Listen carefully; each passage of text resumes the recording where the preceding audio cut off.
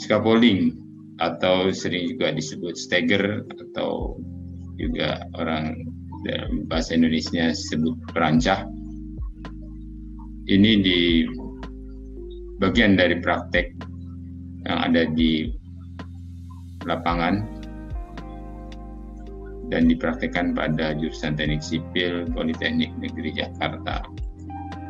Scaffolding, stagger atau perancah adalah suatu struktur sementara yang digunakan untuk menyangga manusia atau pekerja dan material dalam konstruksi atau perbaikan gedung dan bangunan-bangunan besar lainnya.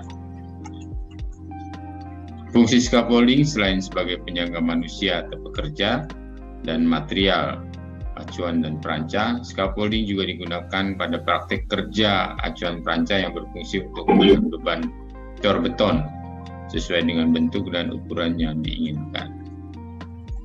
Bentuk scaffolding pada umumnya berbentuk suatu sistem modular dari pipa, meskipun juga dapat menggunakan bahan-bahan lain. Di beberapa negara seperti Tiongkok dan Indonesia, bambu masih lazim digunakan sebagai perancah. Perancah bambu dipilih bukan hanya karena biaya murah, tetapi juga karena perancah bambu tahan gempa. Tipe dasar dari scaffolding ini ada 3. Yang pertama adalah support scaffold, adalah platform yang disangga oleh tiang yang dilengkapi dengan pendukung lain seperti sambungan-sambungan kaki atau base, kerangka, dan outriggers. Tipe yang kedua suspended scaffold, merupakan platform yang tergantung dengan tali atau lainnya. Yang ketiga, area lift adalah penumpang untuk mengangkat seperti main bracket atau keranjang manusia. Yang dipraktikkan pada kali ini adalah support scaffold. Fungsi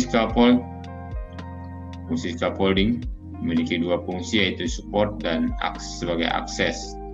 Fungsi scaffolding sebagai support ini menyediakan tatakan atau elevasi yang mampu menahan suatu beban tertentu pada suatu area tertentu. Yang kedua, fungsi scaffold sebagai akses atau akomodasi bagi para pekerja bangunan.